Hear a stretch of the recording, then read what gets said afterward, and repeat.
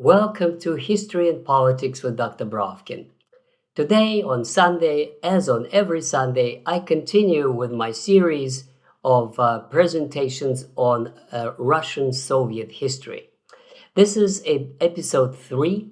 The preceding two were one on 1917, and the preceding one was on Russian politics and political parties and major developments in 1918. Russia is a huge country, and today I'm going to focus what at that time was called the south of Russia and Malorussia, which was the official name for what today is called Ukraine. The name Ukraine was used partly by Ukrainian national forces, but most of the time in the discourse of the time, it was either Novorossiya or Malorussia or both, depending on which territory one spoke of. Basically, the territory in what today is central Ukraine was Malorussia, and the territory of Kharkov and Odessa and sort of east of west of central Ukraine is Novorossiya. And somewhat separately were the Cossack lands, and I'll speak about later. This is the area of the Don, later Donbas. So that's the area I'm going to talk about today, and the major theme of events at that time is chaos. Chaos in which I would like to bring in some order. Who was fighting whom, for what purpose, and what was achieved. So the starting point, of course, is the occupation of Ukraine by the German forces. This went on through the entire 1918, and this was a result of the Brest-Litovsk peace treaty. Now, it was signed in March 1918 between Lenin Trotsky government and Kaiser Germany, and the terms of the treaty were quite harsh. Russia was to lose the Baltic countries, a big chunk of what today is Belarus, and the entire south of Russia plus Ukraine, the border stretching to Rostov-on-Don, which is today a Russian Federation. Not only it was a huge territorial loss, but at the same time, the Germans demanded, one could say, that the Bolshevik government disarm the Czechs, and I spoke about them, the Czech Legion. This is a kind of difficult topic to explain, but if you're interested in who were the Czechs and what they were doing in Russia, watch my video number 2. In any case, to disarm the Czechs and also to give a part of Armenia to the Ottomans, which actually was a permanent loss. This part of Armenia is still a part of Turkey as a result of this Brest-Litovsk peace treaty. Just one item that remained.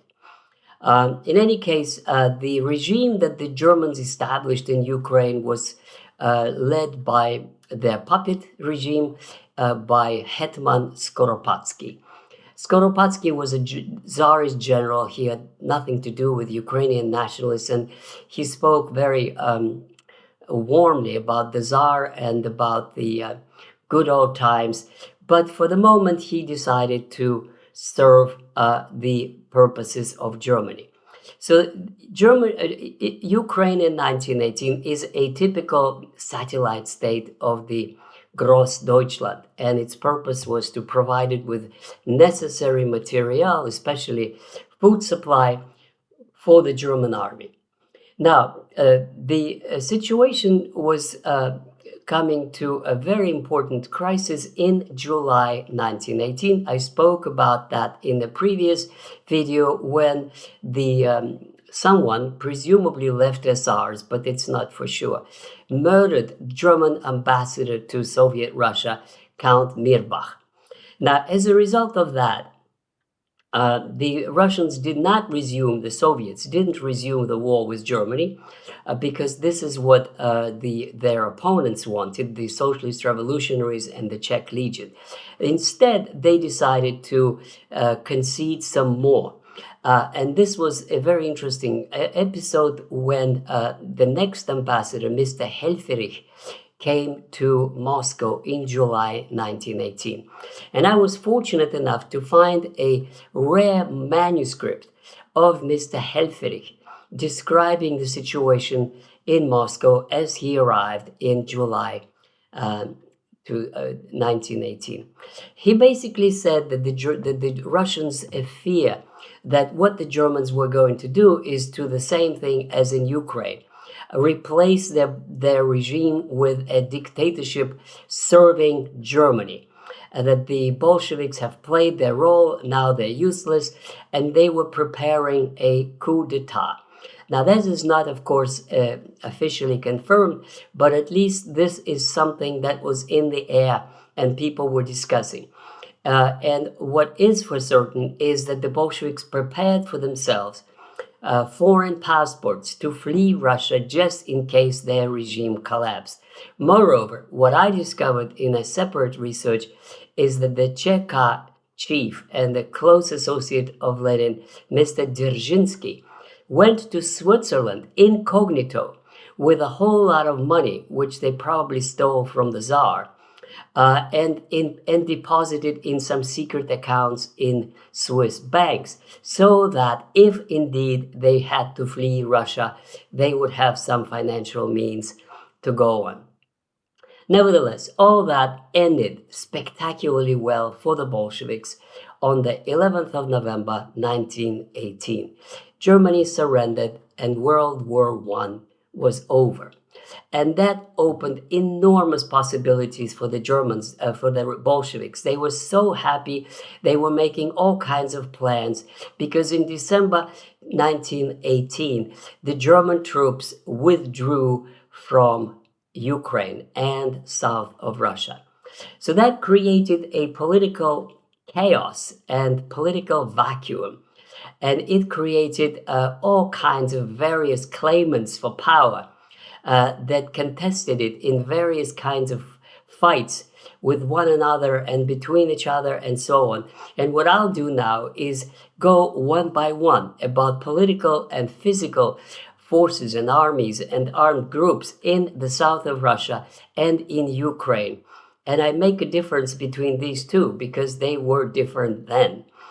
So let's start with the Ukrainian nationalists. These people recreated the Ukrainian People's Republic, which was overthrown by Hetman Skoropadsky, and they were led by General Petlura, who came to power in January 1919. Now, the Ukrainian People's Republic was very similar to Poland in its political composition. They were obviously not communists. They were not even socialists. They were nationalists, and they wanted greater Ukraine. But the first thing they did was get into a fight with the Poles. And there was a serious fighting over Lvov, which the Ukrainians lost. And the Poles occupied Lvov, which used to be known as Lemberg, a part of Austria-Hungary before World War I. So this is the first force, the Ukrainian nationalists under Petlura. The second important element in this fighting were the atamans, or military warlords, or leaders of peasants' bands. In other words, all of central Ukraine, there was no government of any kind. There was no government. This was chaos. There were atamans, which means peasant leaders who controlled a certain territory. And some of them were quite large, maybe 10, 15, 20,000 armed men. And they were prevalent in central Ukraine, which means from Kiev all around provinces, Zhytomyr and others. The most prominent ones among them were Grigoriev and Zeleny. These were large military detachments And what they did actually is not something that could be called a government. They were essentially enriching themselves in all kinds of requisitions, confiscations, and in the end, they made a joint effort with the Red Army when they started advancing to Ukraine. They also distinguished themselves by pogroms against the Jews, and that topic is well researched and well documented, and I'm not going to go into detail, but they did stage Jewish pogroms in Zhytomyr and in various other provincial towns. So this is force number 2. Force number 3 is the Red Army advance. Now, Red Army was very, very weak at that time. It was literally just a few thousand detachments that Trotsky tried to recruit among the workers and train them. But nevertheless, it was getting somewhat bigger than in 1918, where they faced the Komuch, the Committee of Constituent Assembly forces. So they were advancing from the north, and in the first few months, joining hands with Grigoriev and Zeleny, they did come to control and occupy central Ukraine all the way to Odessa, Nikolaev, Kharkov, and other territory in central Ukraine, or at that time, Novorossiya. Now, the politics in there was very similar. There were a lot of local Bolsheviks who became Bolsheviks the day before yesterday and who were enriching themselves. And even the official Soviets established by the Bolsheviks were pretty much a robbery of the what was called bourgeoisie. In my book, I have a lot more detail. So please, if you want more detail, just go and get my book. The description is there, Behind the Front Lines of the Civil War. But just to give you a taste of what that anarchy was like, is that some kind of a band that would proclaim itself Bolshevik, they would stop every single train, and then they would do the search of every single person. And then they would, quote, requisition personal property for the welfare of the proletariat, which means they themselves. So this kind of undisguised thievery was going on a large scale. There was no police, and if there was one, it was only the Bolshevik Cheka. And the only thing they were interested in is not law and order, but hunting down the bourgeoisie, the counter-revolutionaries, the aristocracy, and then they very quickly unleashed Red Terror against the counter-revolutionary elements in the countryside and in the cities as well. So this is the third force, the Bolsheviks with all kinds of self-proclaimed Bolsheviks, in fact, just robbers and thieves. Now, the fourth very important force in the south of Russia was Cossacks of the Don. And I want to emphasize here, they did not consider themselves Ukraine or part of Ukraine or anything like that. In fact, they were talking about establishing some kind of a peaceful relations with Ukrainian atamans because they were atamans, because they were very similar to the leaders of the Cossacks, who were also called atamans. But there was a lot more order in the Don Cossack lands. They had a parliament, which was called the Circle Assembly. They had a building, they had the political parties, they had a press in Rostov-on-Don. It was pretty much an organized kind of political power. Now, in terms of their political disposition, they were traditionally very, very patriotic. They were for the Tsar. They were against the Bolsheviks. They were against all kinds of social reforms and nationalizations. And they guarded their land, which they believed theirs, and they didn't want the Bolsheviks to tell them what to do and nationalize it or requisition anything, which will bring them to a serious conflict I will discuss in the next video. In any case, they were force number 4, and very, very powerful, with a long tradition of self-rule, just as they are today. They don't want to be incorporated into Ukraine, and that has always been their understanding. Now, force number 5 are the whites. Now, who are the whites? The whites are, and exclusively so, the officers of imperial army. Nothing but the officers. They had whole regiments where soldiers were officers.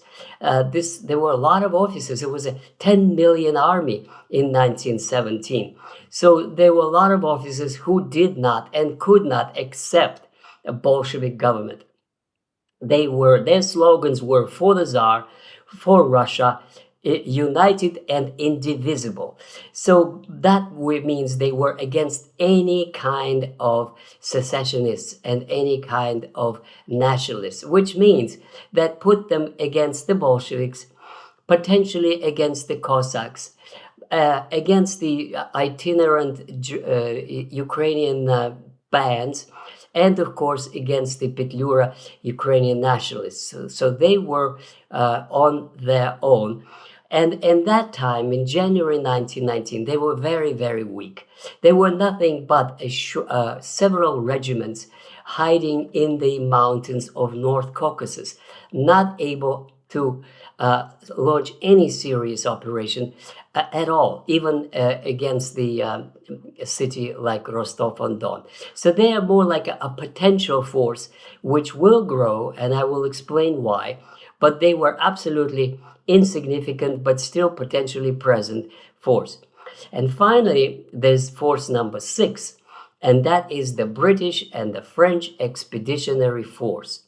Now, after the defeat of the Germans, the British and the French decided that they would replace the Germans and occupy Ukraine. Now, this was, of course, easier said than done. But anyway, that was their goal, to replace the Germans, to occupy the south of Russia, to support anti-Bolshevik forces, and if things go well, to advance on Moscow. If things go well, to break up Russia into several states. Oh, that sounds familiar. This is what Kaja Kallas said just a few weeks ago. So it's the same goals, to break up Russia into several states. One of them was to detach Siberia, where they had their own proxy, Admiral Kolchak, and I will have a video on him later on. And the Far East was supposed to go to Japan, which was, Japan was an ally of Britain. So it is actually a separate story I will discuss, but the United States troops were in Siberia, but not so much to find the Bolsheviks as to watch out for the Japanese and their intentions in Siberia. So this is, and now finally, when they landed in Odessa and in Crimea, the French and the British thought it would be an easy walk, but because there was no Bolshevik army, because there was no government, they thought they would easily establish authority and occupy the south of Russia. Well, it didn't work out that way. First of all, because it was impossible to control this territory. Not because there was a government, because there was not a government. To control a territory with itinerant bands of peasant rebels requires a lot of army, a lot of troops, and they didn't have any. Second problem was that the French troops mutinied in March 1918, and the Allies realized that they were much weaker on the ground than they thought they would be. So in the end, after just about 3 months, the Grigoriev bands pushed out the great powers out of the south of Russia and out of Ukraine. This was an incredibly interesting lesson, that great powers are great only if they have actual armies. and not just political weight or GDP or anything like that, that they couldn't advance with the GDP, and with all the ammunition that they had, they were not able to move anywhere from Odessa, and then had to abandon it at all. So this is what happened in the early months of 1919, and I finish at that, and I will continue every Sunday with this series. And I also urge you, if you're interested, read my book Behind the Front Lines of the Civil War. I spent years in archives, and I have all kinds of documents. For everything I say, there is a source in the archives and the documents. So if you're interested where all that information comes from, it's in the book and it is documented. You can get it on Amazon or from Princeton. So thank you very much, and I'll see you next week with another edition of Modern Russian History with Dr. Brovkin.